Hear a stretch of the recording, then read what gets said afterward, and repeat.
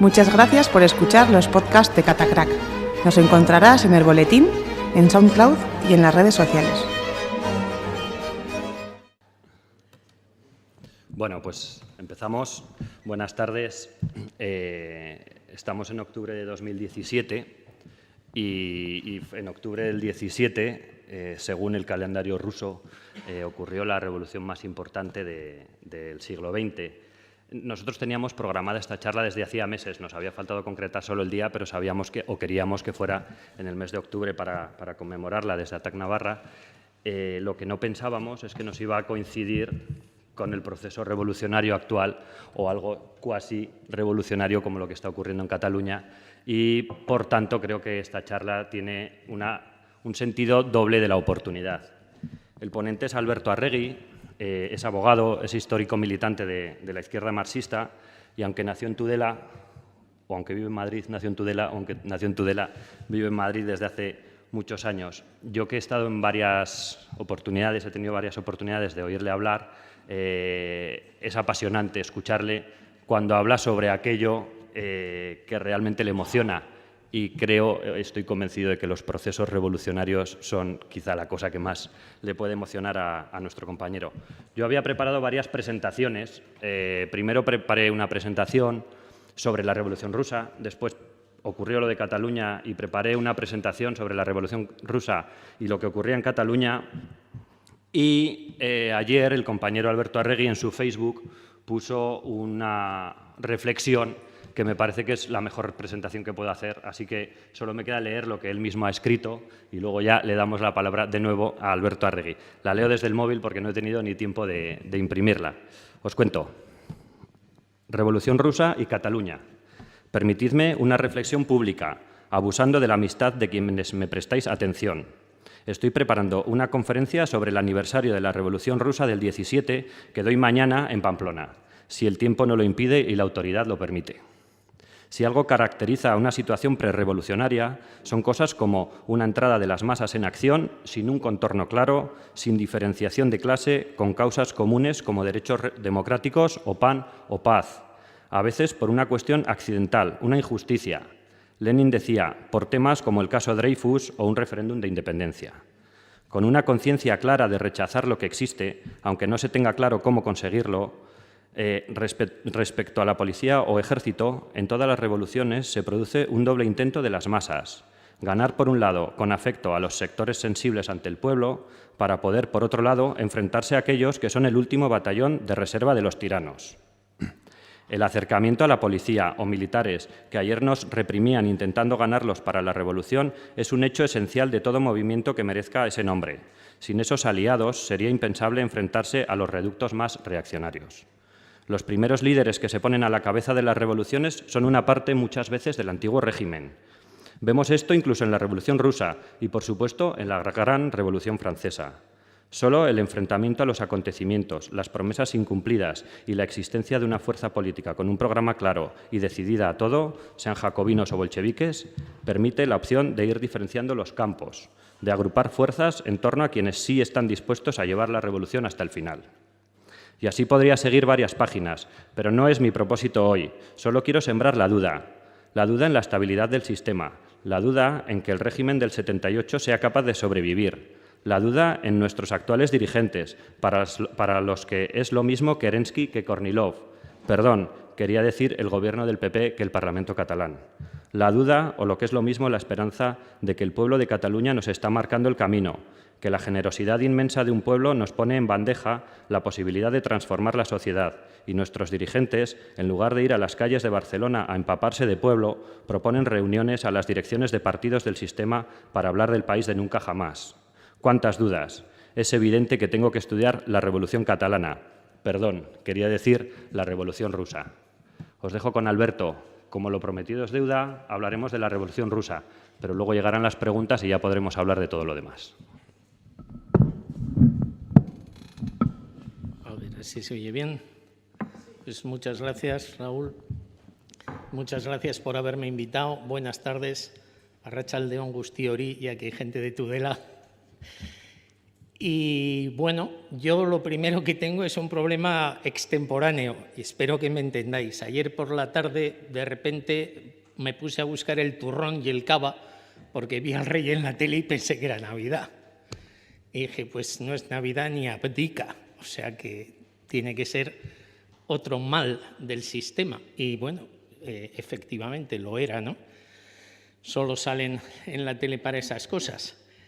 Y es un buen momento para hablar de revoluciones. Creo que hay muchas enseñanzas que sacar de la Revolución Rusa, o sea que no es cuestión de acercarse a la historia como si fuéramos arqueólogos, digo arqueólogos en el sentido estereotipado, que si hay alguno me cuelga, pero simplemente para buscar piezas que clasificar en un museo.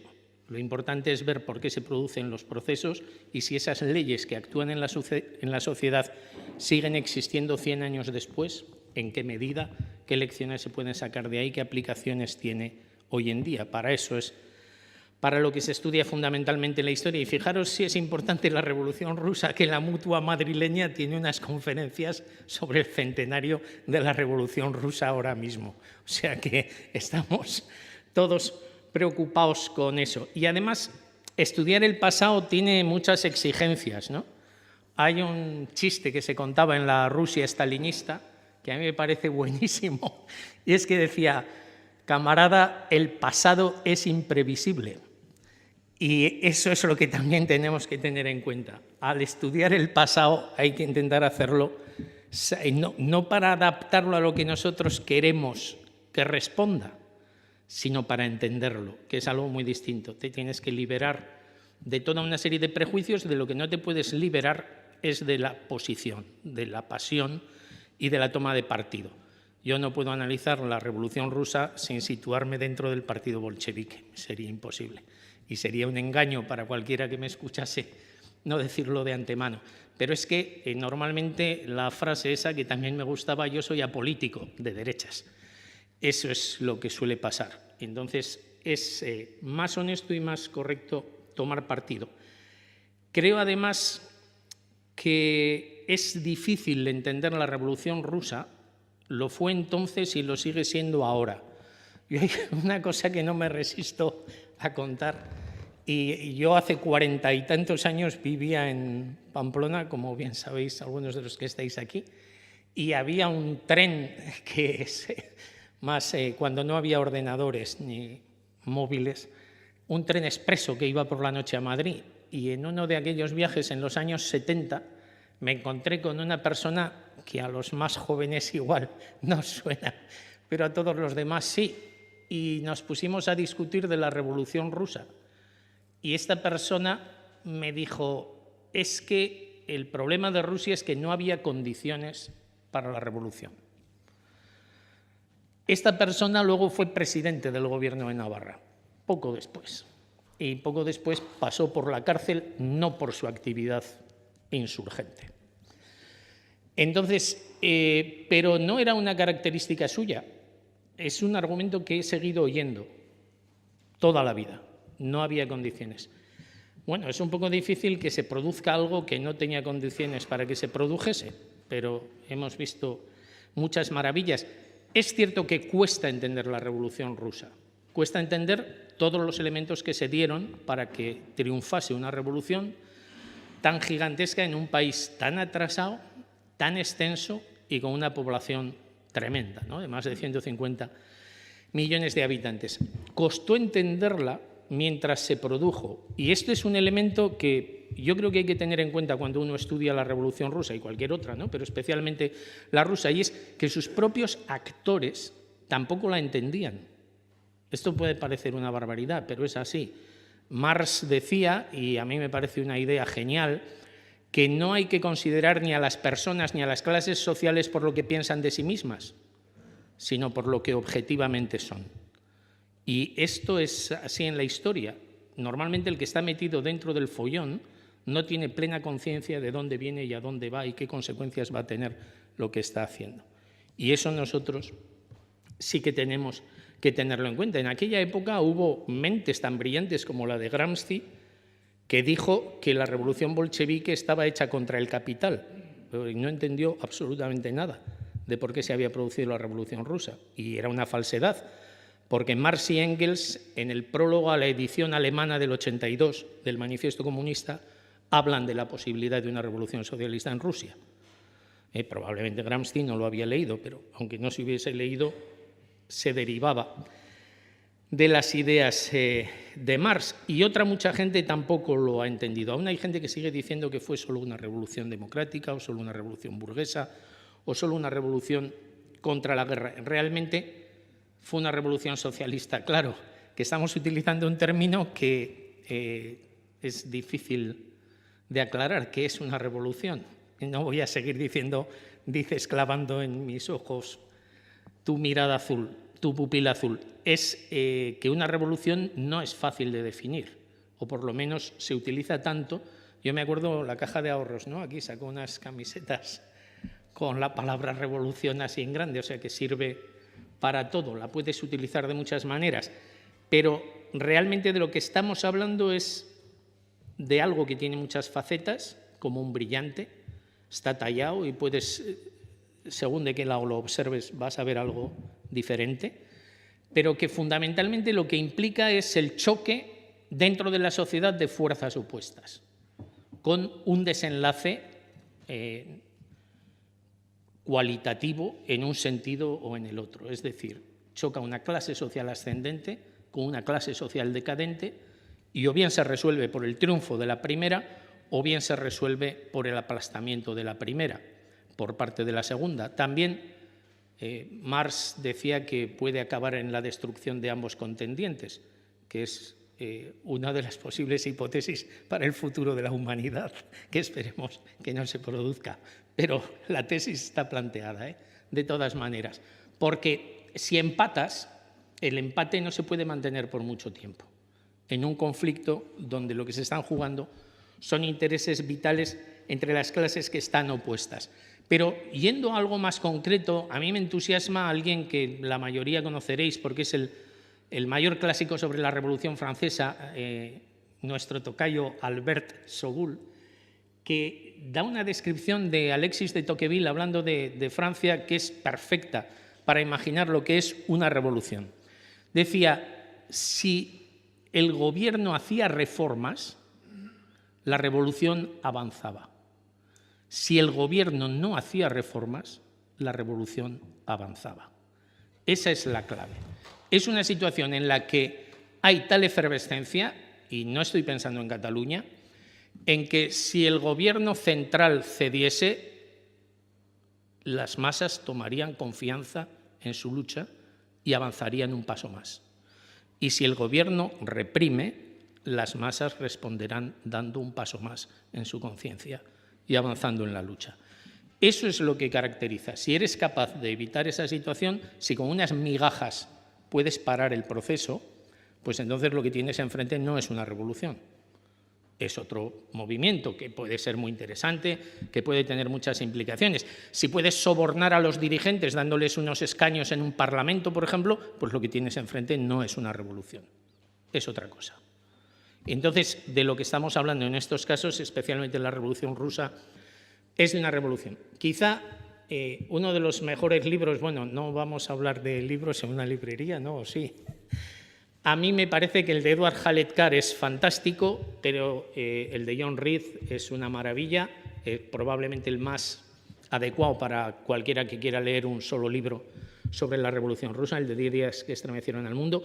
Pero la obra política de más peso que se ha escrito jamás sobre la Revolución Rusa es la historia que escribió Trotsky, uno de los protagonistas, porque por desgracia Lenin escribió solo escritos aislados, nunca tuvo la oportunidad de que le desterraran de Rusia como a Trotsky, tener tiempo para escribir semejante historia. Hubiera sido fantástico, pero no la tenemos. Y él da una descripción que a mí me parece genial. La revolución es la irrupción violenta de las masas para tomar el destino en sus propias manos. Eso es la característica, no la única, pero esencial. Sin eso no tenemos una revolución. Podemos tener un putsch, o sea, un golpe, podemos tener una rebelión de un sector, pero no una revolución. Una revolución es una implicación que genera esa actitud de implicación, de participación masiva en los acontecimientos para llevarlo a cabo. ¿Por qué digo todo esto? Sobre todo para decir una cosa: la toma del poder no es la revolución.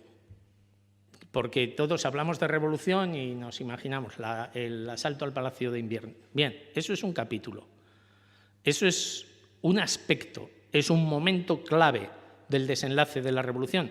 Pero eso no es la revolución, porque primero tiene que haberse dado un proceso anterior y además después hay que mantenerse en el poder, que es otra de las cosas que también demuestra la fuerza o no, la potencia social, histórica, que tenía esa revolución. Porque la toma del poder, si veis, por ejemplo, es curiosísimo el que os comentaba antes, Eduard Haletkar, que tiene una obra magna, ¿no?, sobre la Revolución Rusa y el desarrollo posterior de la URSS, y es fantástica, describe la toma del poder en un párrafo, en un solo párrafo. Lo tengo aquí, pero por no leerlo, o sea, simplemente dice: la Guardia Roja tomó posiciones, entró en el Palacio de Invierno, dice literalmente: fue un golpe sin sangre.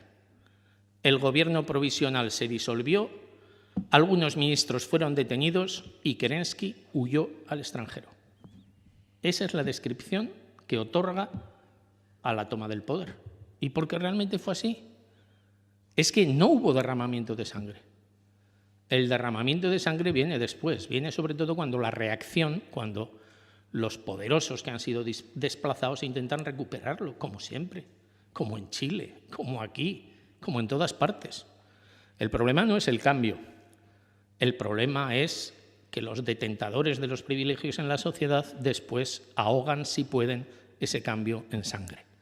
Y eso es lo que vemos constantemente. Era el primer Estado socialista, es decir, la toma del poder, el asalto al poder, por decirlo así, no era la clave era mantenerse en él, una incertidumbre tremenda.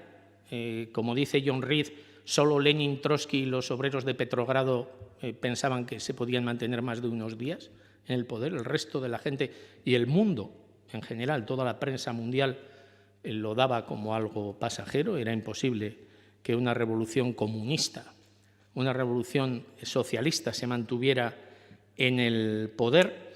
No entendían, desde luego, el proceso que se estaba dando. Y, sin embargo, para nosotros, observadores desde el siglo XXI, entender la Revolución Rusa y entender la contrarrevolución rusa es esencial para entender todo el siglo XX. Es absolutamente imposible entender la historia del siglo XX si no se comprende tanto el proceso de revolución como el proceso de contrarrevolución. Y si además de entender queremos actuar, queremos cambiar algo, pues entonces sí que es imprescindible del todo el intentar sacar conclusiones de qué es lo que pasó allí. Sobre todo por una razón, porque no sé hasta dónde voy a poder llegar hoy, porque el tema es largo, ¿no? Siento, luego tendré que ir dando saltos de un sitio a otro y de una época a otra, pero mira, por lo menos hay una idea que a mí me parece esencial y que quizá no se remarca cuando alguien aborda la Revolución Rusa. La Revolución Rusa supone un cambio vital, supone un cambio de sistema económico, supone el ascenso de una clase social al poder y el derrumbe de otra, como en la Revolución Francesa. Sin embargo, hay una diferencia esencial entre la Revolución Rusa y la Revolución Francesa, esencial.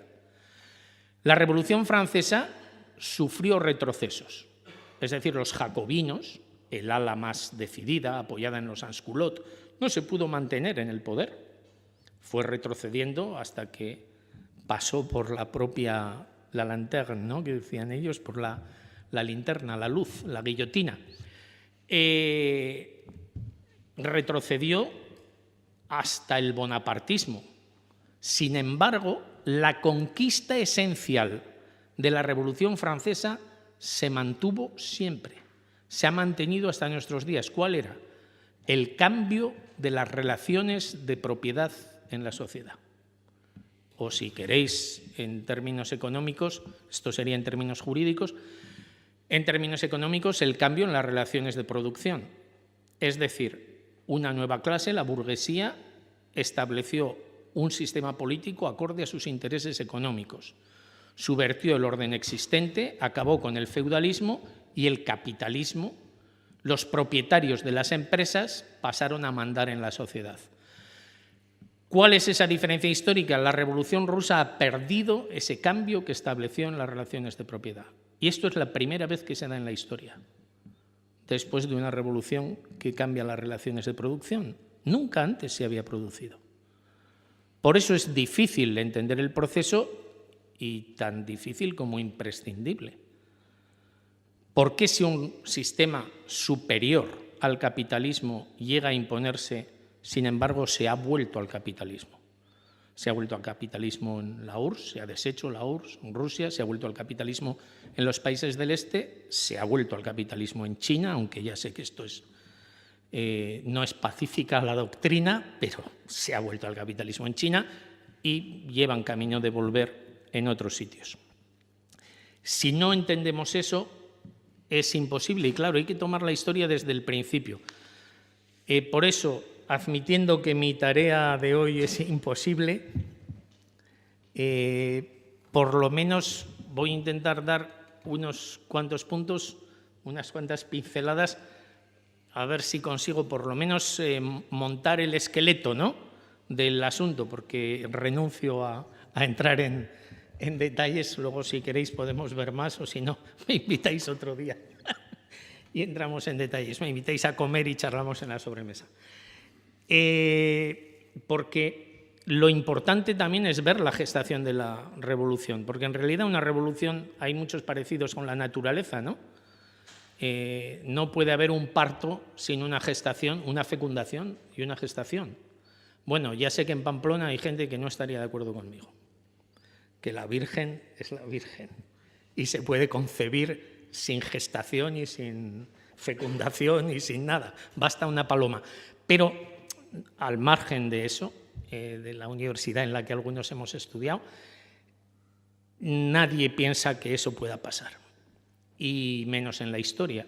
Entonces, lo que tenemos que ver es qué condiciones había en la sociedad rusa que permitieron que las ideas de una revolución social fecundaran, impregnaran a los sectores decisivos de la sociedad y además luego ese proceso fuera creciendo, se fuera desarrollando.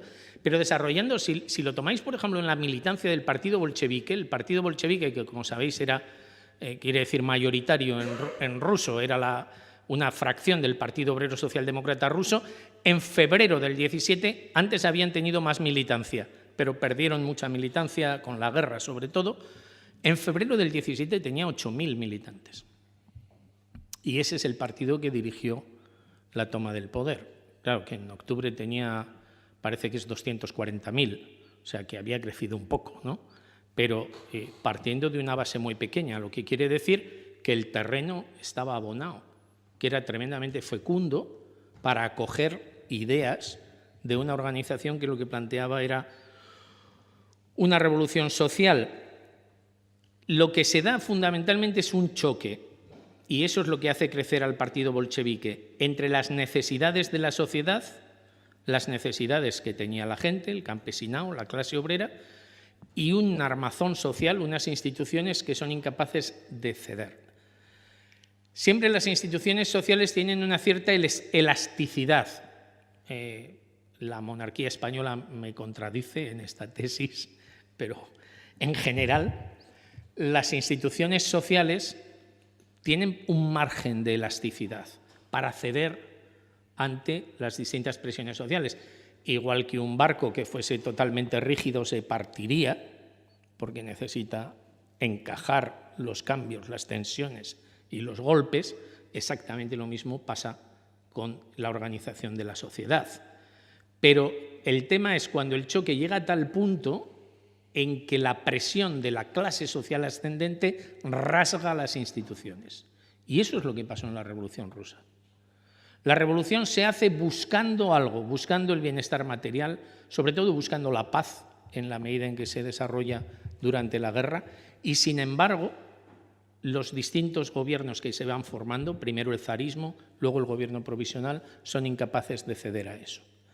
Y además la clase obrera, sobre todo la clase obrera, pero también los soldados y una parte del campesinado, tenían una experiencia previa, que era la experiencia de la Revolución de 1905. que es muy importante conocerla porque supuso un ensayo general de la del 17. Mostraba un movimiento, a mí me da mucha risa ahora cuando hay gente que dice, es que la gente en Cataluña va detrás de Puigdemont. ¿Sabéis detrás de quién iban en 1905 los mismos que después tomarían el poder? Detrás de un cura ortodoxo que, bueno, con una mentalidad absolutamente atrasada. El Pope Gapón era el que encabezó la manifestación que en 1905 fue a solicitar al zar que aliviara las necesidades de su pueblo. Y eso provocó el primer choque, el primer enfrentamiento con muertos. Y ahí es donde vemos que operan las leyes de las revoluciones. Y es que no funciona la mentalidad y las leyes normales de la sociedad, sino que todo se transforma de forma colectiva y a gran velocidad. Me es inevitable pensar en las hostias que ha recibido la gente estos días en Cataluña. Han aprendido más de lo que son los aparatos del Estado que en todas las charlas, conversaciones, cafés, lecturas que hubieran tenido a lo largo de toda su vida. Así tuvieran 70 años. Y en un día han aprendido muchísimo más, porque la experiencia es lo que realmente graba las lecciones y de donde se obtiene el aprendizaje. Y en 1905 se obtiene el aprendizaje que va a servir de base para la Revolución del 17. El papel del Estado, la incapacidad del zarismo y lo más importante de todo, la creación de los soviets. Esto nos lleva, si tuviera tiempo os hablaría de Rosa Luxemburgo, que es mi preferida, porque es una auténtica barbaridad pensar que lo que pasa en la sociedad cuando hay una revolución está previsto en todos sus aspectos. Los soviets, que es la clave, que de eso sí me gustaría hablar, espero poder hacerlo, son la clave que explica la Revolución Rusa. Sin soviets no habría habido revolución y no estaba previsto en el programa de ningún partido político.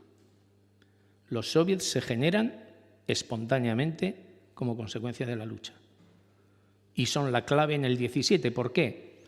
Porque cuando en el 17 se produce el choque contra el zarismo por el desgaste, aunque en el 14 había mucha movilización social, la guerra la corta, ¿no?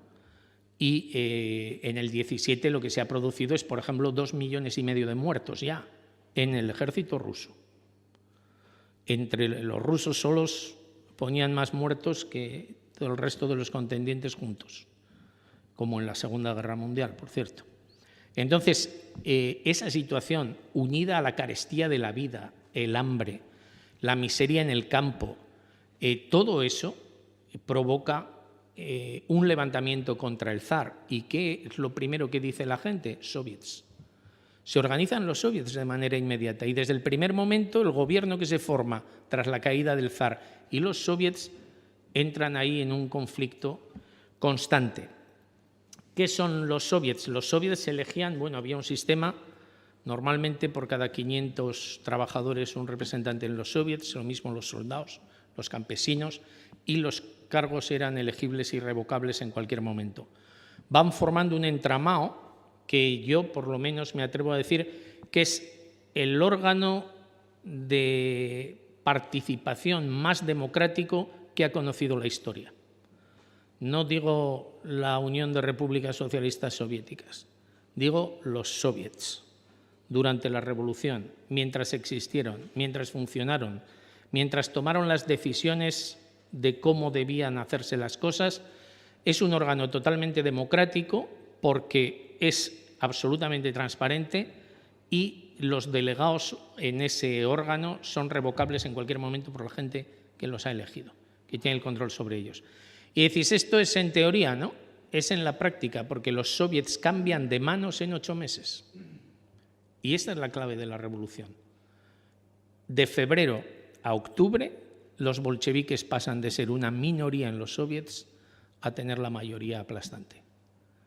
Por eso, aunque me estoy saltando casi toda la revolución, cuando se convoca el segundo congreso de los soviets, lo que intentan todas las fuerzas políticas es evitar que se celebre, porque saben que en ese Congreso los bolcheviques van a tener mayoría y por lo tanto van a decidir la toma del poder. Y a eso se van oponiendo toda otra serie de fuerzas políticas, ¿no? Los socialrevolucionarios de derechas, los mencheviques, por supuesto, y otras fracciones. Pero claro, es que entre medio han ido pasando una serie de cosas que son las que justifican esa mayoría de los soviets. Sería interesantísimo entrar, y no es que yo no quiera, sino que creo que no puedo, pero por lo menos os comento dos cosas. Abril, julio, agosto y octubre, 4. En abril llega Lenin a Petrogrado y cambia la política del partido en 3 semanas. ¿Por qué? Porque el partido bolchevique estaba apoyando al nuevo gobierno provisional. Pues como aquí se apoyó a Suárez, si queréis, para hacernos una idea, ¿no? ¡Viva la democracia! Hemos acabado con el zarismo y ya tenemos democracia. Y Lenin llega y en solitario dice no, el siguiente paso es la revolución socialista, porque si no este gobierno va a echar atrás y lo que habrá es una reacción. Y las consignas democráticas están encadenadas a la transformación profunda de la sociedad. Son las famosas tesis de abril de Lenin, que defendió nada más llegar, que se quedó solo en el partido y que, sin embargo, unas semanas después, cuando se celebró la conferencia del partido bolchevique, ganó la mayoría, porque conectaba con los deseos, con el ambiente y el espíritu de la clase obrera y, sobre todo, de la propia militancia del partido. Es una discusión clave que igual pues, interesa más a la gente que quiera profundizar más en los aspectos teóricos, porque es una discusión que está planteada desde Marx y Engels, que es el encadenamiento de las revoluciones democráticas con las revoluciones sociales, con las revoluciones socialistas. Lo que Marx y Engels llamaron la revolución permanente. Y es la tesis.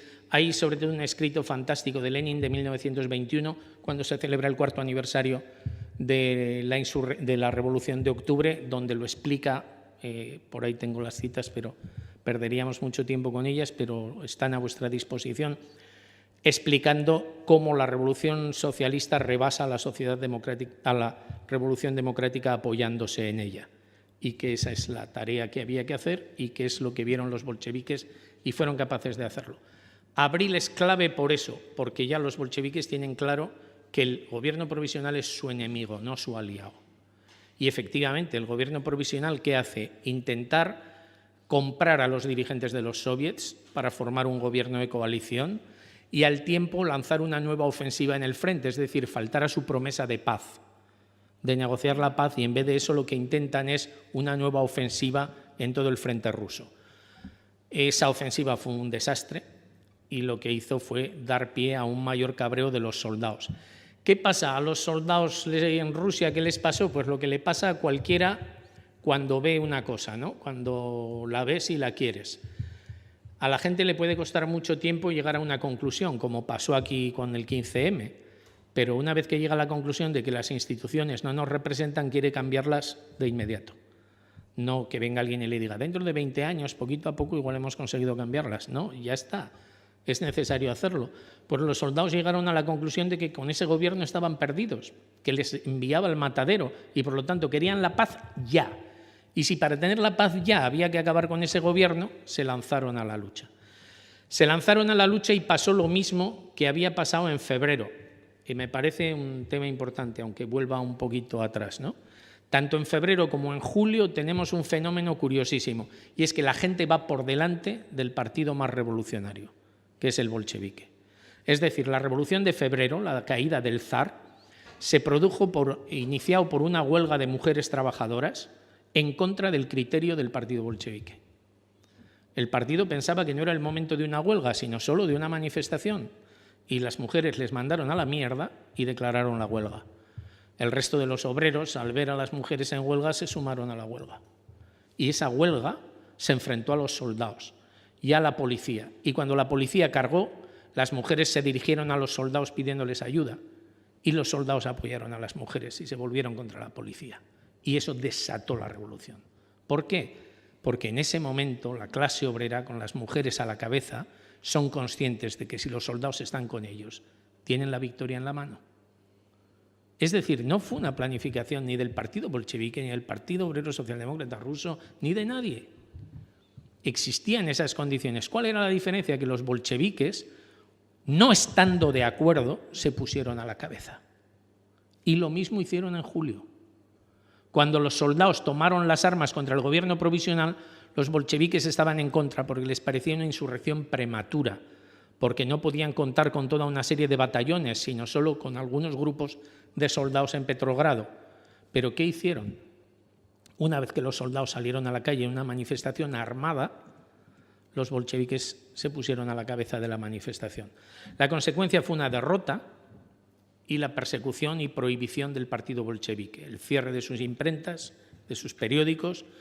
Lenin tuvo que huir al campo. ¿Ves? Entonces sí tuvo tiempo y escribió Estado y Revolución, que es la obra clave sobre el Estado de Lenin, ¿no? Y la escribió en una cabaña, escondido en un bosque.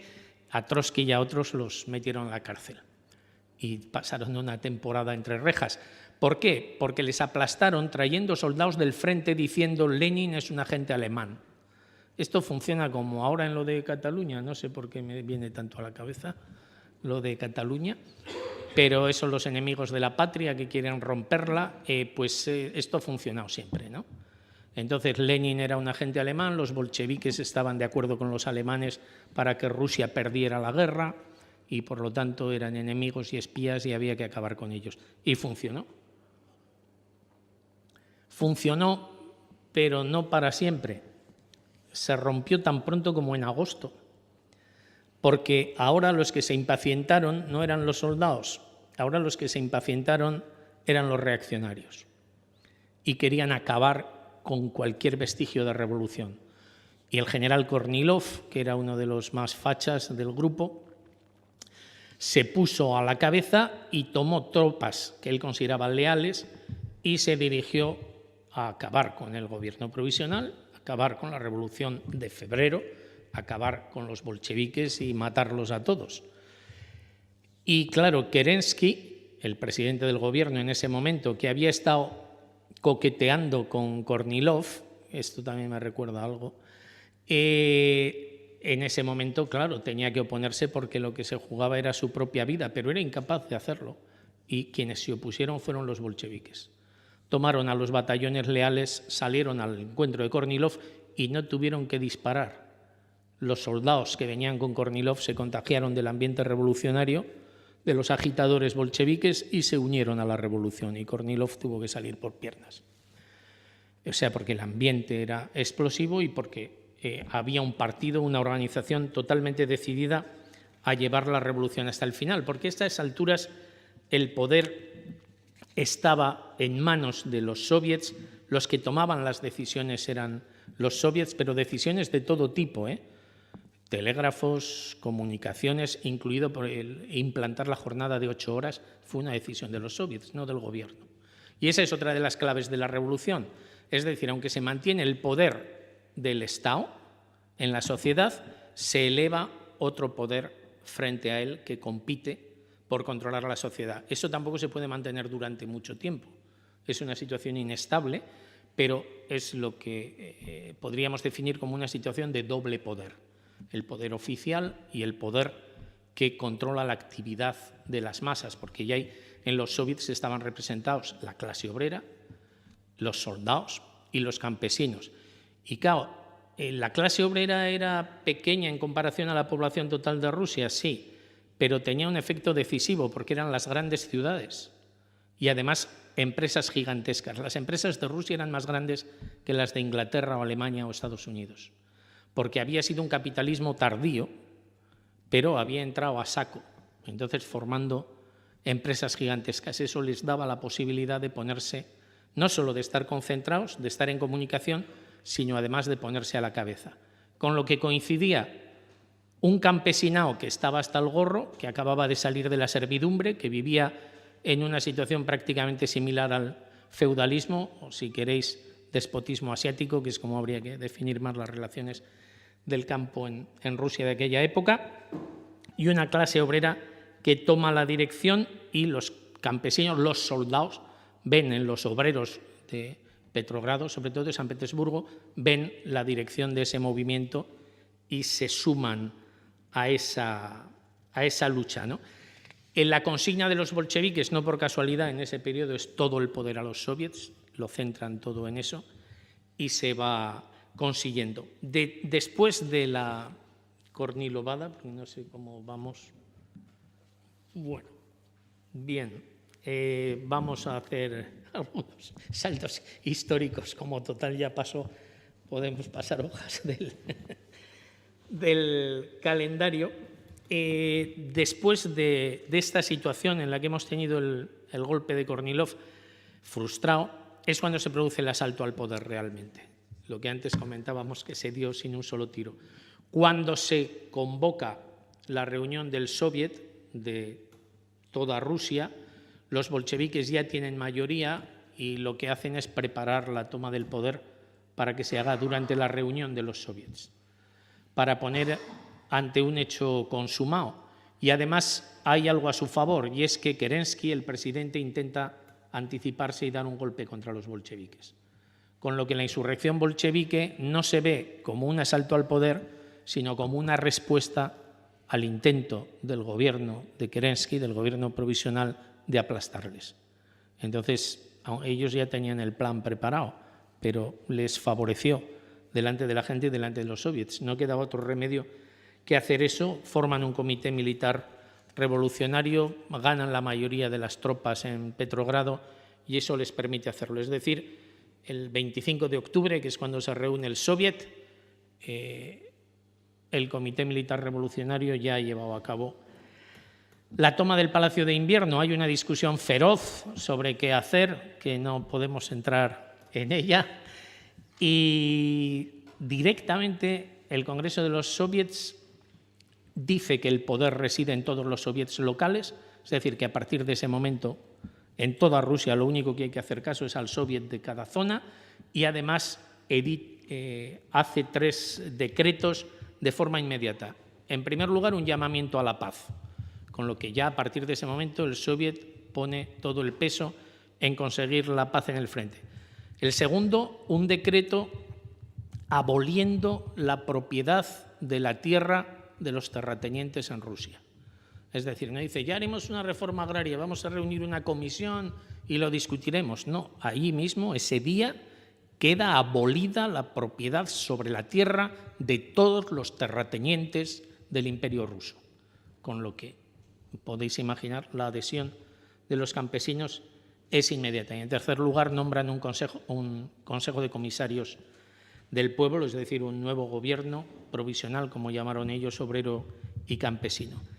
Tras la toma del poder aparecen las verdaderas dificultades, algo que conoceréis, supongo, en general, la creación del Ejército Rojo, Trotsky al frente del Ejército Rojo, una guerra civil y además la intervención de un montón de ejércitos extranjeros que van entrando por distintas esquinas del ex imperio ruso intentando ganar terreno, 3 frentes internos de 3 almirantes distintos de lo que llamaron los blancos, ¿no?, frente a los rojos, y toda esa situación, sin embargo, es superada. Derrotan a todos los adversarios en la guerra civil y se mantienen contra todo pronóstico en el poder. Ahora bien, y a esto dedico los últimos minutos que me quedan, por lo menos para que no sea falso lo de revolución y contrarrevolución. ¿Cuánto tengo? Bien. El país queda exhausto. Imaginaros una situación en la que no hay ni siquiera para comer. Es decir, lo que hay que organizar es lo que se llamó el comunismo de guerra, es el reparto de la miseria. Y además esperando que haya una revolución en el resto de Europa que venga en su apoyo.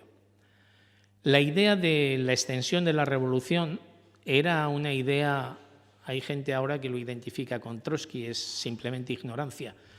Era la idea de Lenin y desde luego era la idea de Marx y Engels cuando hablaban de una revolución en Europa, y especialmente cuando mencionan la posibilidad, la hipótesis de una revolución en Rusia, dicen que necesitaría apoyarse posteriormente en una revolución en alguno de los países desarrollados de Europa, claro, siempre pensando Alemania, Inglaterra.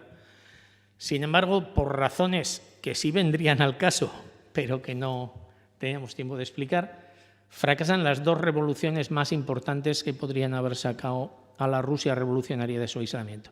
La revolución alemana, además fracasa 2 veces, fracasa en el 18 y fracasa en el 21, con lo que queda aislado, y fracasa también la revolución china, que era también la posibilidad de haber encontrado un aliado que pudiera mantenerlo.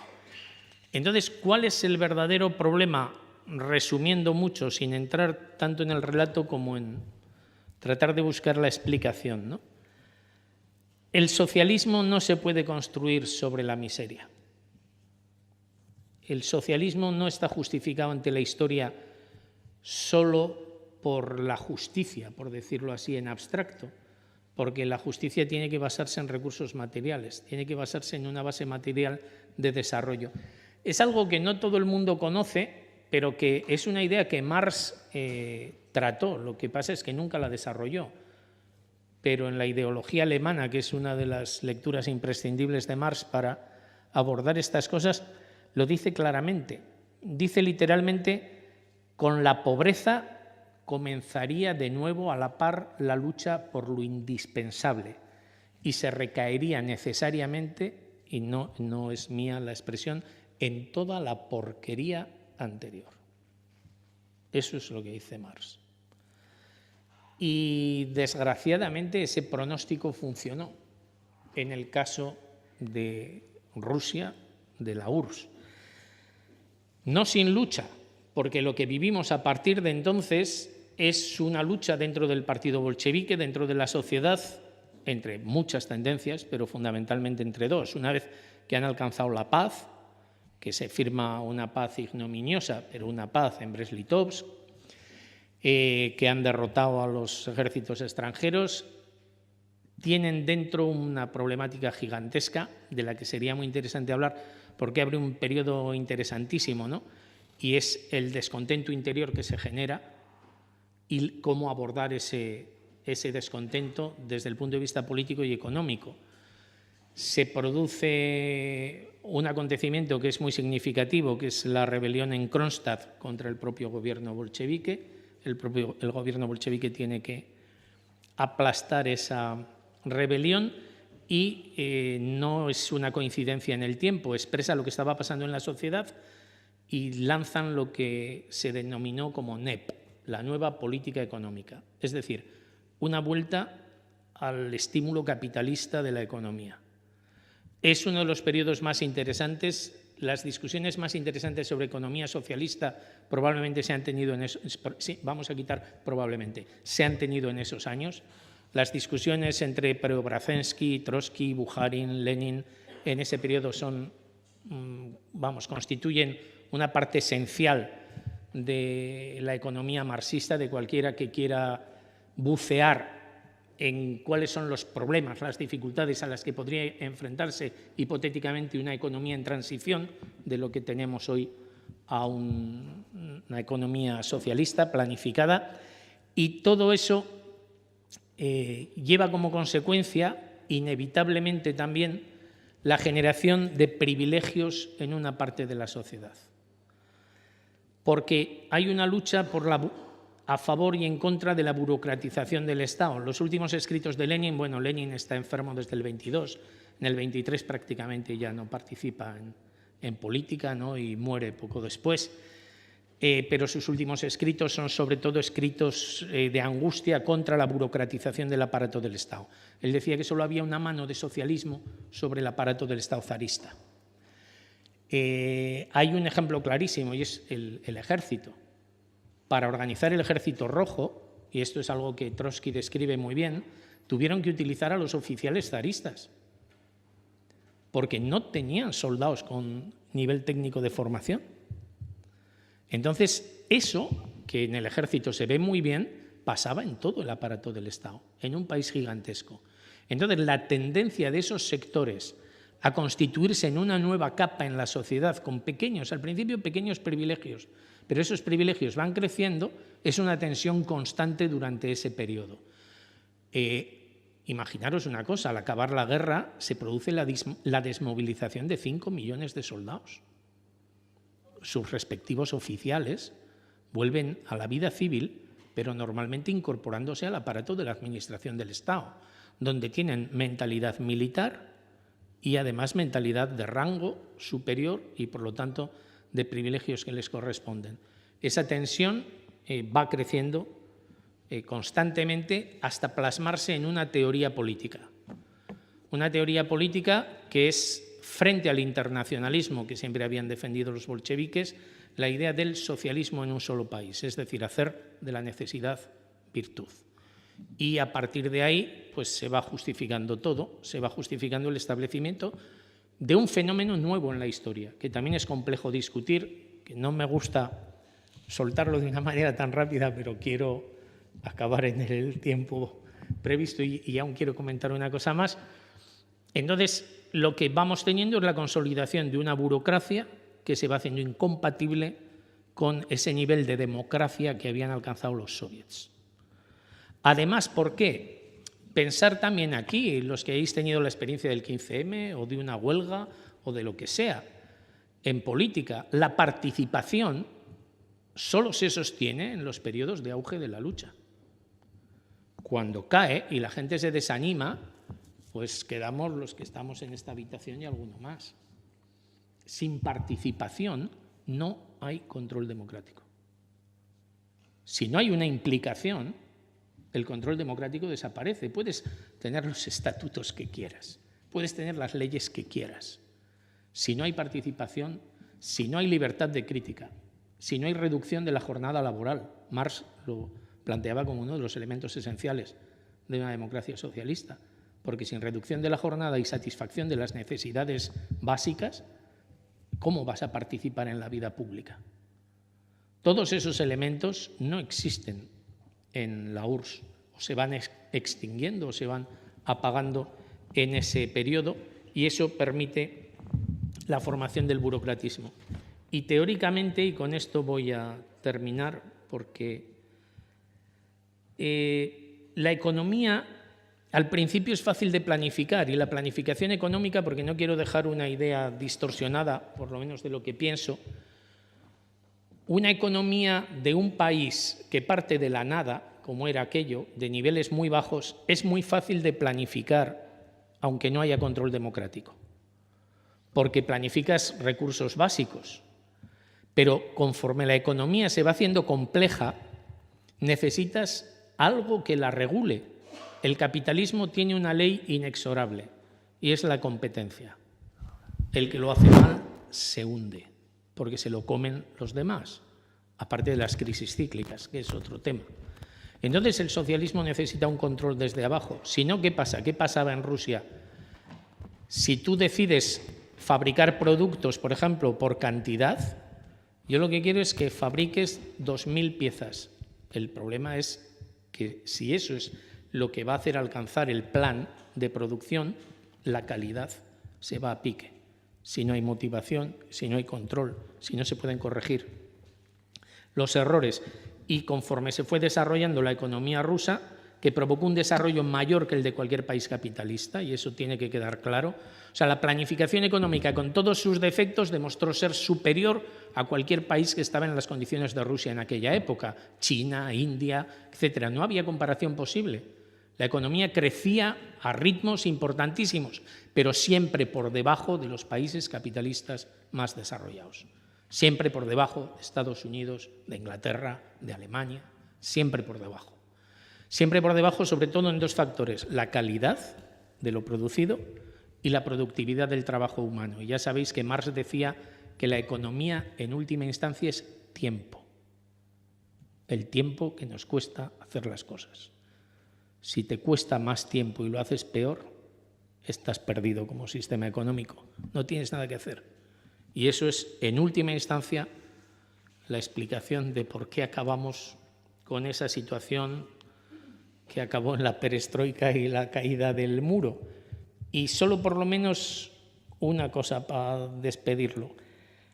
Creo que la crítica más aguda de la Revolución Rusa, sin lugar a dudas, para mí, la hizo Rosa Luxemburgo.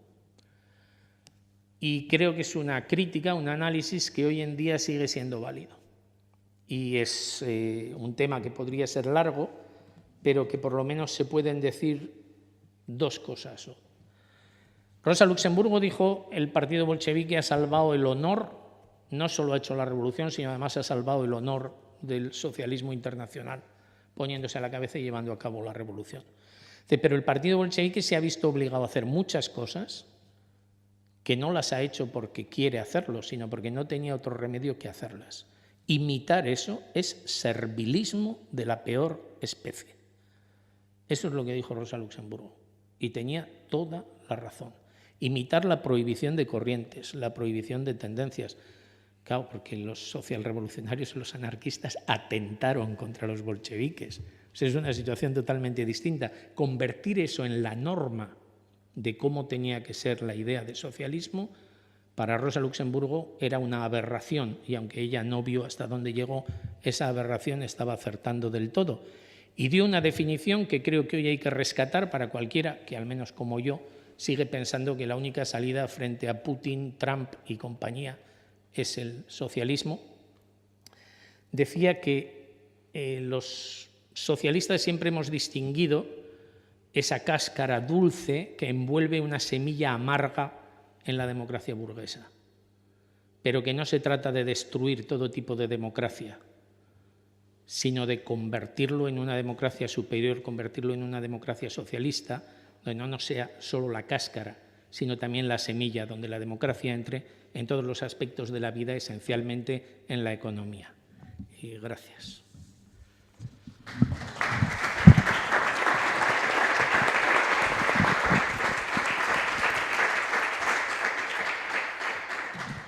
Muchas gracias, Alberto. Os tengo que decir que la última vez que Alberto que hizo una intervención de este estilo fue de 3 horas. Entonces, el esfuerzo que ha hecho ha sido realmente ímprobo. Entonces, le dio tiempo a profundizar en 1905, en el Pope Papón, en la represión, en el aprendizaje. Pudimos, de forma ordenada, seguir los acontecimientos de febrero, cuando cayó el zar, cuando Kerensky llegó al poder como líder revolucionario, que luego pactó con la burguesía y se dejó llevar por los intereses de la burguesía más que por los intereses de la clase obrera, como Lenin vuelve en abril, como en julio hay otro intento de revolución que es reprimida fuertemente, y como en octubre se toma el Palacio de Invierno sin disparar un solo tiro. Y el final de una charla de 3 horas, cuando llegas al momento en que Lenin decreta la paz, porque era todo en el contexto de la Primera Guerra Mundial, cuando Lenin decreta la paz y cuando se abole la propiedad privada de los grandes terratenientes, sobre todo del campo, pues es un momento histórico sin precedentes. En todo caso, ha sido una gozada oírte, como siempre, y si os parece vamos a pasar a las preguntas. Son las 8:03. En Catacrac nos piden que cerremos a las 9 menos cuarto. Entonces, si os parece, podemos hacer un turno de 1, 2, 3 preguntas, según las manos que haya. Por ejemplo, de 3 preguntas, contesta Alberto y volvemos a hacer otro turno. Os pido brevedad, que este tema ya se queda para mucho, pero intentemos darle brevedad.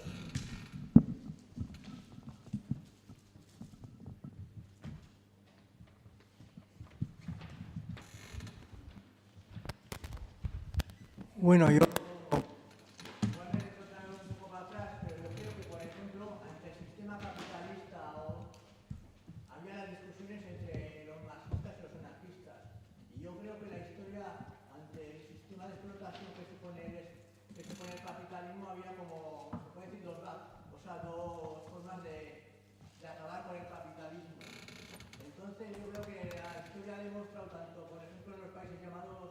Rusia del Este y como China, que Bakunin tenía razón, porque yo creo que hay que eliminar tanto el capitalismo como el Estado, porque al final creas una burocracia y creas unos nuevos dirigentes que se ha demostrado, por ejemplo en Rusia, que, o sea, se ha vuelto otra vez al sistema capitalista, como has dicho al principio.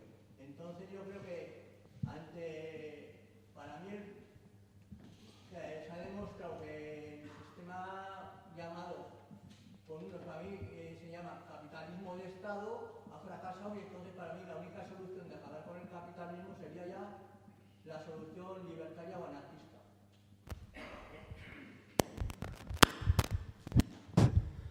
Sí, yo, bueno, creo que se escucha.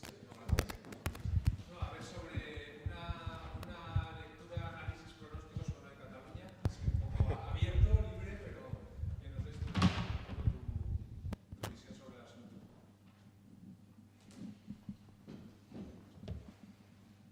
Solo hay dos preguntas. De momento hemos entrado en el tema. Bueno, una tercera pregunta.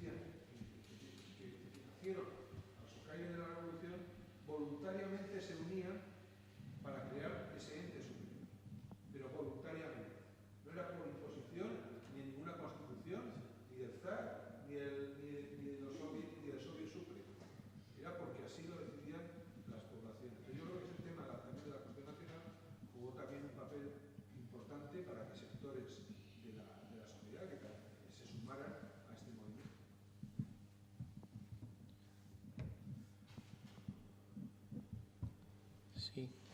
Bueno, vamos a ver. ¿Bakunin tenía razón? Pues no. Es mi opinión también. Quiero decir, esta es una discusión muy larga, pero no hay teoría económica de Bakunin. El capital es mucho más sólido. Y en cuanto, hablando de economía, o sea, Marx contesta todos los argumentos de Bakunin. Bakunin no entendía las crisis capitalistas, pensaba que era el subconsumo, que es algo más relacionado con la Edad Media que con el capitalismo. Y en cuanto a la teoría del Estado, yo es que no estoy de acuerdo con la definición. Lo de Rusia no era capitalismo de Estado. Esa es una definición tan abstracta que no cabe. ¿Cómo puede ser el Estado el capitalista cuando la característica esencial del capitalismo es el capital privado? El capital, por definición, está en manos de los propietarios de las empresas. Si el Estado es el propietario de las empresas, no hay capitalismo. Hay otra cosa, pero capitalismo no.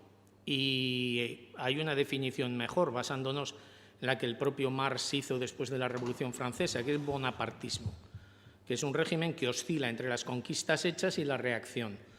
Pero, joder, o sea, no sé si hay tanto interés en la sala como para entrar en esto. O sea, yo respeto, no solo respeto, sino que admiro. O sea, Durruti es uno de mis héroes. De mayor quiero ser como Durruti, pero no estoy de acuerdo con la teoría. Es más, hay una revolución y el capitalismo es barrido en Rusia. El tema es que después hay una contrarrevolución.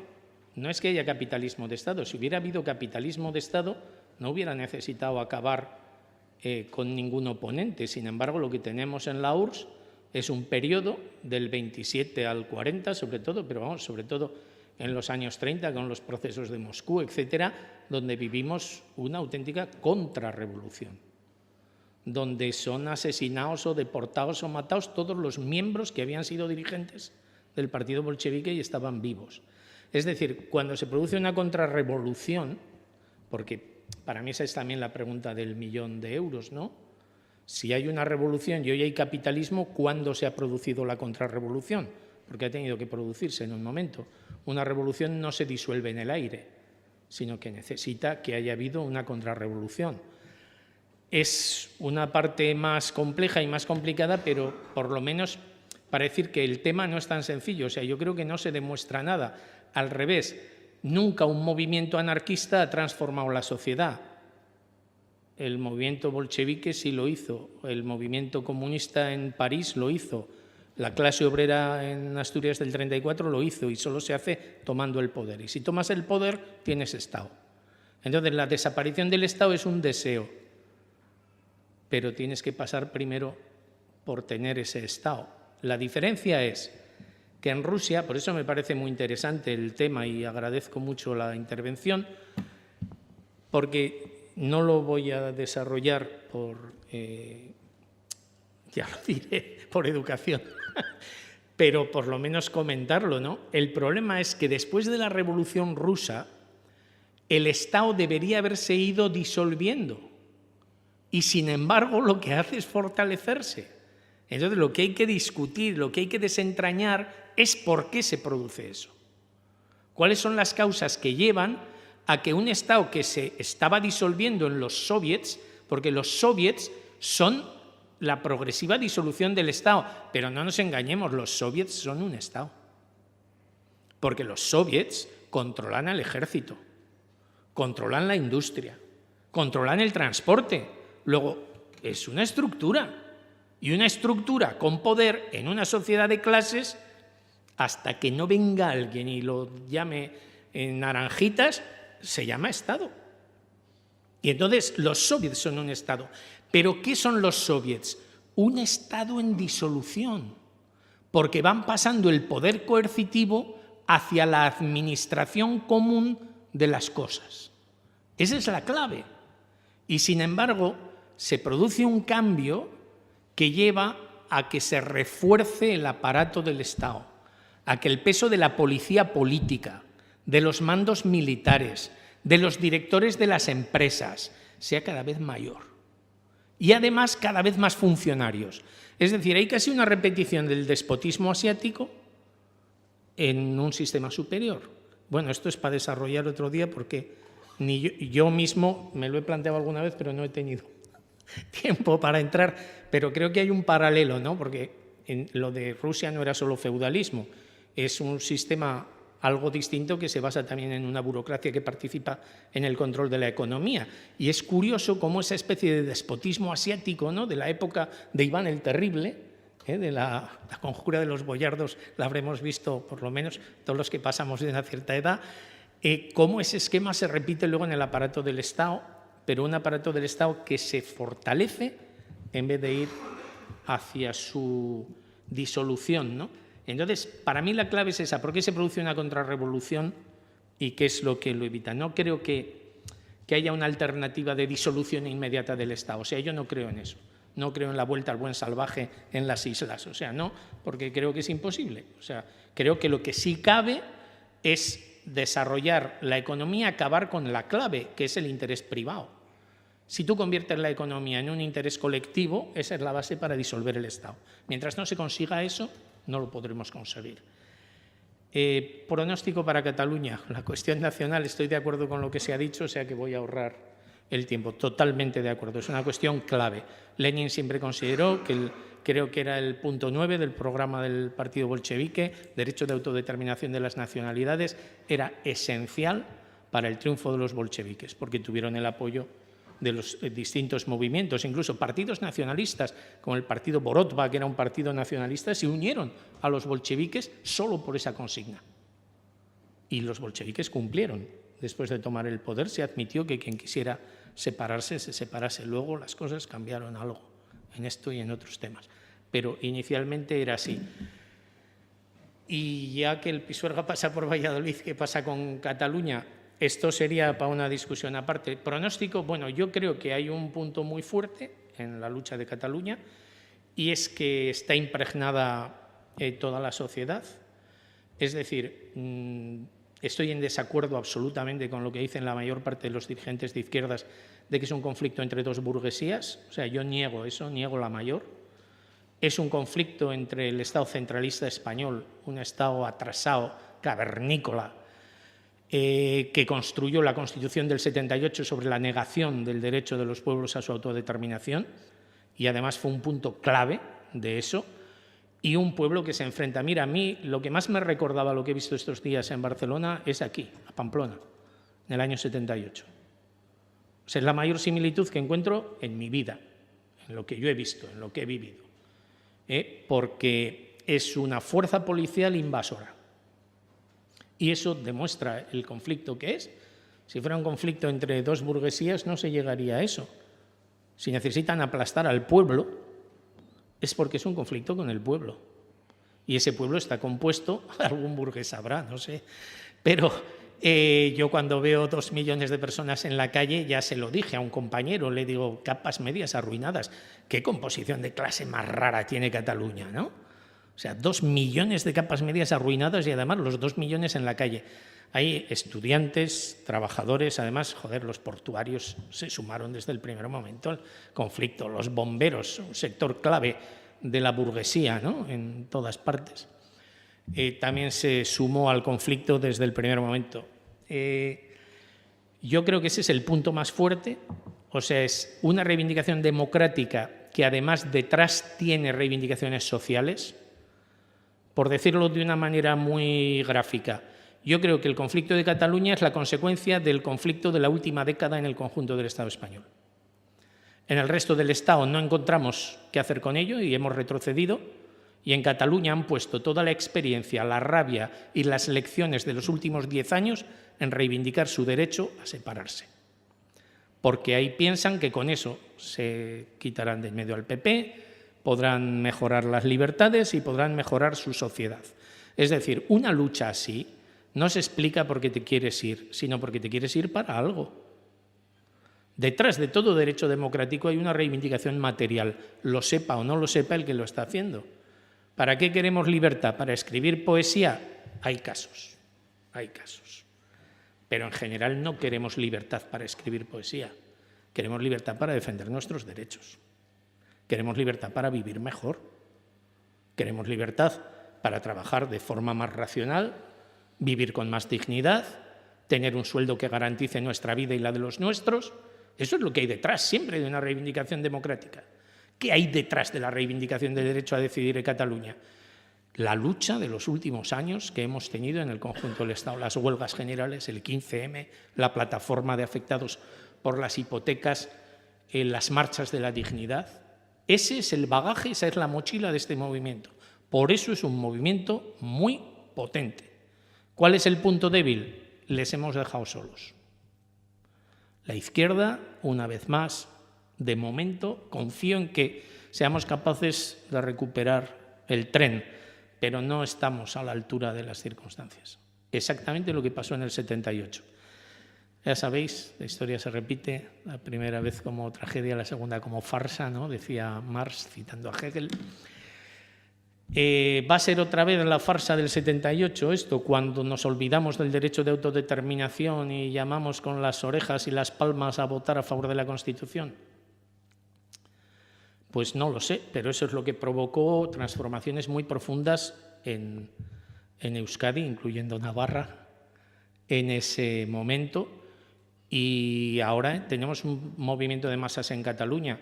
¿Qué puede pasar? Si ese movimiento triunfa, para triunfar necesita el apoyo de los demás. Si no triunfa y fuese aplastado, entonces tendremos una degeneración del movimiento. porque habrá mucha gente desesperada, mucha gente cabreada buscando atajos que no existen. Y entonces se complicará la cosa. No me atrevo a decir más sin matizar. Matizando, igual diría más cosas, pero quiero decir, en líneas generales creo que está muy abierto, pero insisto, creo que es un movimiento muy potente, el mayor que se ha visto. O sea, mira, ni siquiera en la transición. Un movimiento con tanta implicación social en una zona tan extendida, porque claro, si vas a zonas concretas, Vitoria en marzo del 76, sí. Pamplona en julio del 78, también. Pero fueron cosas cortas, muy cortas, en un enfrentamiento concreto y en una zona geográfica relativamente pequeña. Pero algo tan extenso y tan duro, tan fuerte, con tanta implicación del conjunto de la población, yo, vamos, no sé, igual es que me falla la memoria y me arrepiento de lo que estoy diciendo luego si me acuerdo de algo, pero yo no recuerdo aquí nada como esto. Pero el peligro, insisto, el peligro es el aislamiento, el peligro es que les demos la espalda. El peligro es que digamos que es un enfrentamiento entre Rajoy y Puigdemont, en vez de decir que es el aplastamiento del pueblo catalán por parte del Estado centralista español, que es lo que es.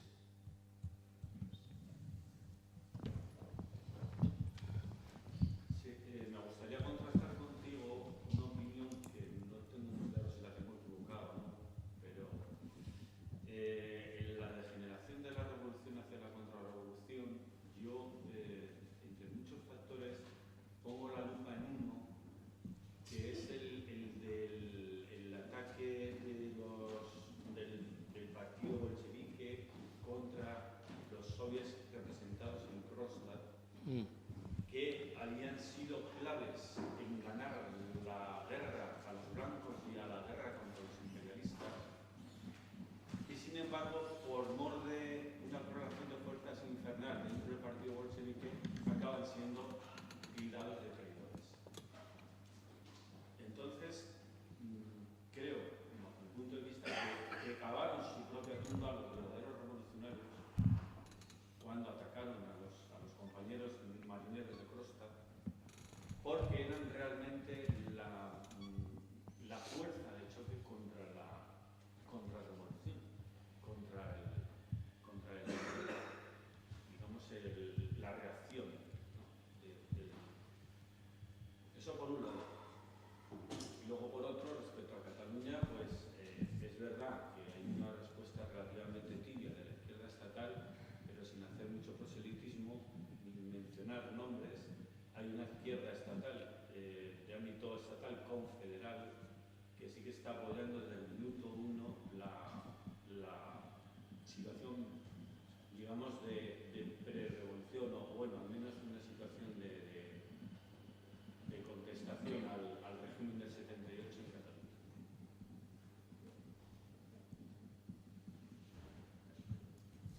Pues yo quería preguntar, más o menos, no estoy de todo, o sea, estoy de todo de acuerdo en ciertas cosas, como tú, y es algo que yo me pregunto también, ¿no?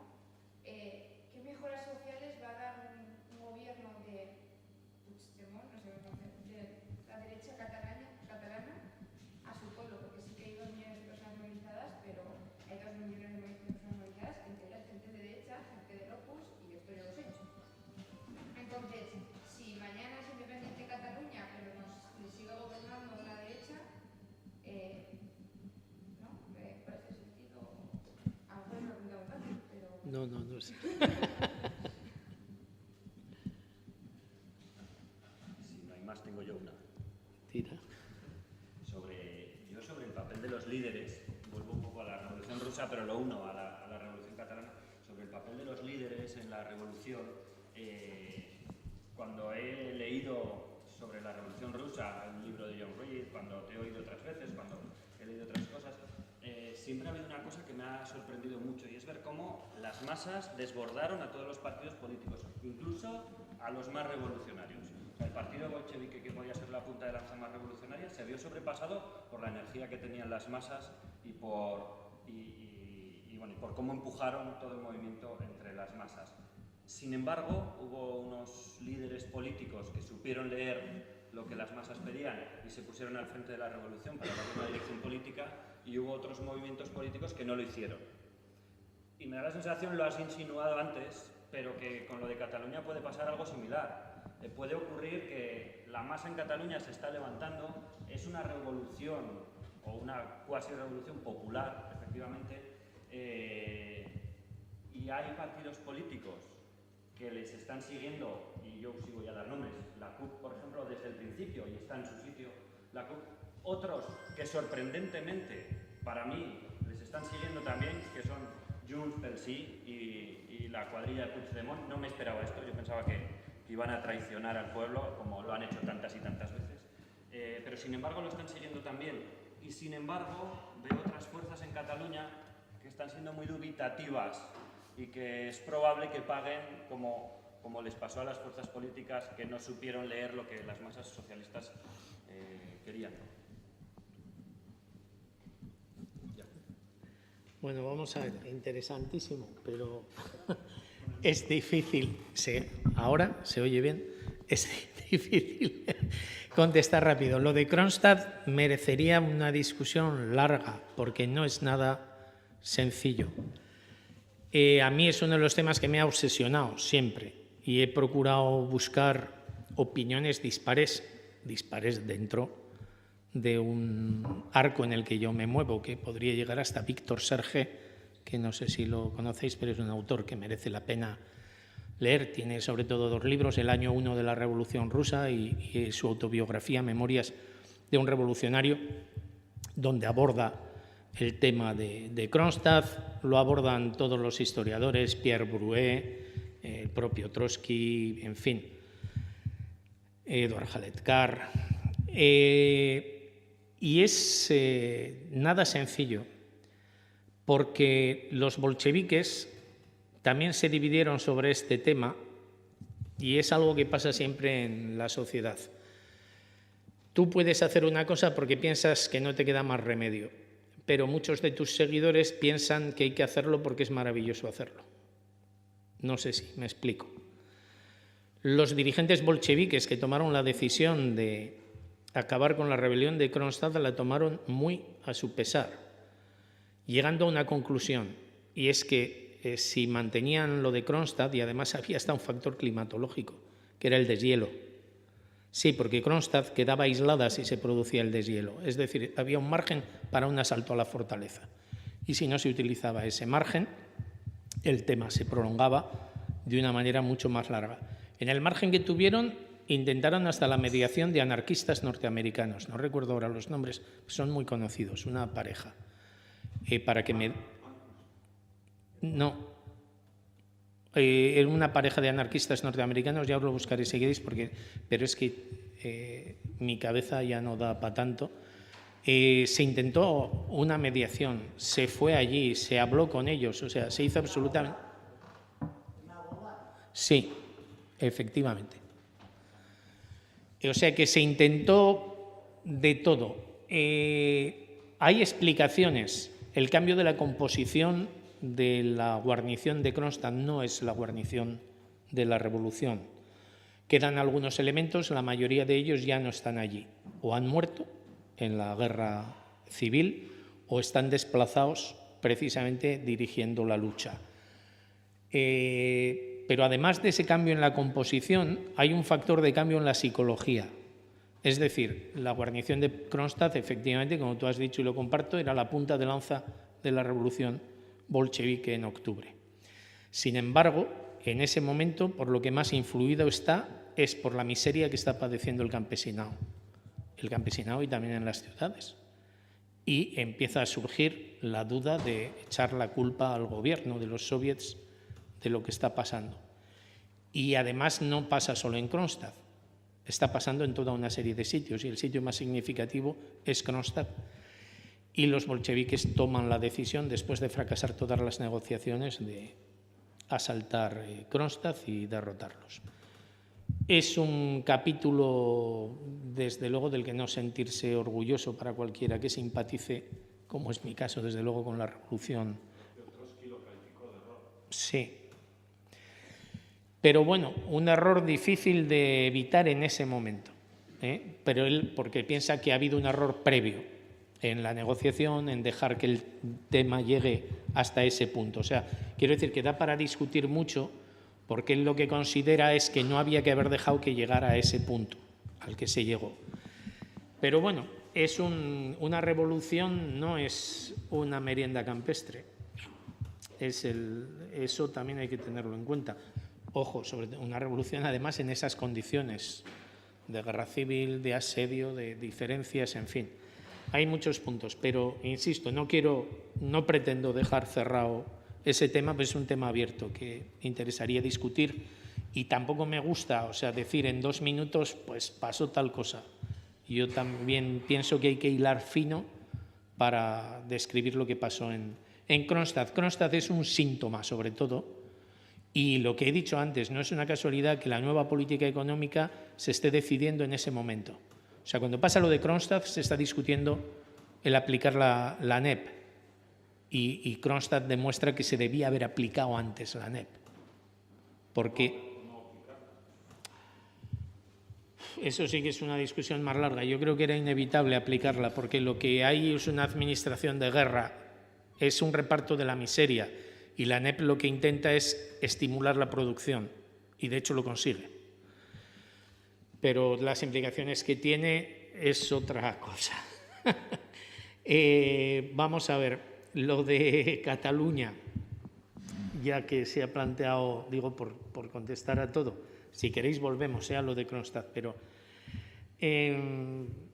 lo de Cataluña, bueno, claro que hay una izquierda que apoya, pero no solo una izquierda confederal, hay otra gente que apoyamos y hemos dado la cara, Y hoy mismo, si veis en YouTube, tenéis una intervención de Marina Albiol, la eurodiputada de Izquierda Unida, que no creo que nadie haya hecho una intervención así, poniendo a caldo lo que está pasando, una intervención muy valiente y muy certera, desde mi punto de vista. ¿Que esa no es la postura de toda la izquierda? Por supuesto, esa es para mí la pena. Yo creo que se está yendo detrás de los acontecimientos, que esto se veía venir y que se está yendo a la zaga en vez de ir por delante, que es lo que habría que hacer. Una cosa es no separarse de la gente y otra quedarse detrás tomando un café esperando a ver a dónde van y luego ir tú, como en el chiste de Gila, ¿no? En la guerra, que avanzamos lo nuestro, que ha dicho el sargento que ya vendrá el mañana y avanzará su parte. Entonces, claro, eso en política no, ni en la guerra ni en política puede funcionar. La parte hay que avanzarla a la vez que los demás y a ser posible delante, ¿no? Dando ejemplo, que para eso cobran algunos, ¿no? Entonces, pues por lo menos habría que dar ejemplo. Pero, ¿qué mejoras sociales se pueden esperar? Se pueden esperar todas. Otra cosa es las que se cumplan. Yo soy muy de James Connolly, que sabéis que fue el dirigente marxista en la insurrección de Pascua del 16 en Irlanda, y es un personaje histórico al que cada vez le tengo más que admiración, diría devoción, y tiene una frase muy famosa que incluso se ha utilizado en el cine, ¿no? Hay un par de películas irlandesas donde sale la cita de James Connolly, ¿no? Que dice: si echáis a los ingleses y hacéis la bandera verde sobre el castillo de Dublín, pero al día siguiente no construís una república socialista, acabaréis traicionando los principios por los que decíais que estabais luchando. Y efectivamente es una idea muy profunda y que comparto totalmente. Pero esa debería ser precisamente la tarea de quienes pensamos que lo que hay que construir es algo más que lo que puede ofrecer Puigdemont. No jugar a tirarle pelotazos, sino ponernos con la gente e intentar que el movimiento las rebase. Además, ojo con descalificar a la gente. Yo no tengo ninguna esperanza en Puigdemont. Tampoco comparto la política que hizo Companys en la época de la República y la Guerra Civil, pero Companys llegó a ser fusilado. Entonces, ojo, el hecho de que alguien sea un nacionalista burgués no quiere decir de antemano que presionado por su pueblo no vaya a luchar. Entonces, esta gente está llegando mucho más lejos de lo que ellos pensaban, ¿no? Mucho más lejos. Y probablemente les da miedo incluso lo que ellos han provocado. Lo que pasa es que Rajoy ha convertido el miedo en irracionalidad, ¿no? Hay un viejo adagio latino, ¿no?, que dice algo así como «Quos deibul perdere prius dementat», que es perfectamente aplicable al régimen en este momento, que es a quienes los dioses quieren perder, primero les arrojan a la locura. Y efectivamente es lo que parece que le está pasando a Rajoy, ha pasado del pánico a la locura. Y bueno, y Puigdemont y otros pues pueden estar más o menos asustados de las fuerzas que han convocado, pero ahora están, como se suele decir, esa figura, ¿no?, montados, cabalgando sobre un tigre. El problema de intentar bajarte del tigre es que se te puede comer, ¿no? O sea que vale más seguir intentando mantener las riendas, que yo creo que es lo que están haciendo ahora. ¿Qué quiere decir esto? Que el movimiento está en la calle, que enlazando con lo que comentaba Raúl, los movimientos pueden superar no solo lo que se había pronosticado, sino que pueden superar a sus dirigentes. Probablemente muchos de estos dirigentes no hubieran ido a dejarse aporrear por la Guardia Civil y la Policía Nacional en los colegios electorales, esas barbaridades que hemos visto estos días. Pero una vez que se produce un movimiento en la sociedad, es un poco lo que comentas de las experiencias que has tenido, ¿no? Yo, mi experiencia más fuerte es la transición. Y muchas veces surge, ¿no?, la discusión de quienes hemos vivido la transición, que aquí hay unos cuantos, cuando la gente te dice igual a algún chaval, ¿no?, joder, qué valientes, ¿no?, salir ahí en las pintadas, en no sé qué, dices, no, porque es la presión social. Ahora sí me daría miedo, porque tengo uso de razón. Y a los 20 años lo que tenía era unas ganas de la leche de hacer una revolución. Y eso, en un ambiente social que te contagia, haces cualquier cosa. Pero eso es la muestra de que se trata de un movimiento muy potente desde abajo, que está en las raíces de la sociedad, que no es una decisión individual, sino que formas parte de una fuerza que se multiplica. Es la dialéctica aplicada a la interpretación de la historia, ¿no? No es la suma matemática de fuerzas, es una fuerza superior que se genera al tener esa situación. Y eso es lo que estamos teniendo en Cataluña. ¿Qué puede hacer esa fuerza si realmente mañana hubiera una independencia? Pues si esa fuerza se mantiene y hay gente que hace planteamientos sociales, pues puede llevar a dos cosas, o a llevar más lejos a los propios dirigentes, gente como Puigdemont, etcétera, o a chocar con ellos. No hay, o te retiras, que si el movimiento se desinflase, pero no creo, o sea, si mañana como consecuencia de esto Cataluña se independiza, no creo que el movimiento se desinfle, francamente. Creo que más cabe la posibilidad de que se desinfle si hay una derrota, o sea, si se produce un cansancio, la detención de mucha gente, las palizas, a ver hasta dónde aguantamos el resto, ¿no?, sin implicarnos. Pero si quedaran aislados, eso sí podría producir un retroceso. Si triunfan, y al decir triunfar me refiero a consiguen el estatus de independencia o el acuerdo para caminar hacia la independencia, que también podría ser. O sea, decir, vale, no es independiente, pero ya hay un acuerdo, hay un calendario, hay un programa en que se van a ir dando pasos a que se ejerza eso. Lo que va a haber es al revés. Va a haber un subidón, se van a venir arriba. Y van a exigir cosas. Yo lo que he visto estos días, lo que ves de estos días en Cataluña, no ves un movimiento de masas que luego con un confeti y un globo se vayan a ir a casa, ¿eh? Me puedo equivocar, pero igual que no me equivoqué antes del verano, porque, mira, me llama mucho la atención, el mayor error de la izquierda es que no vio venir esto.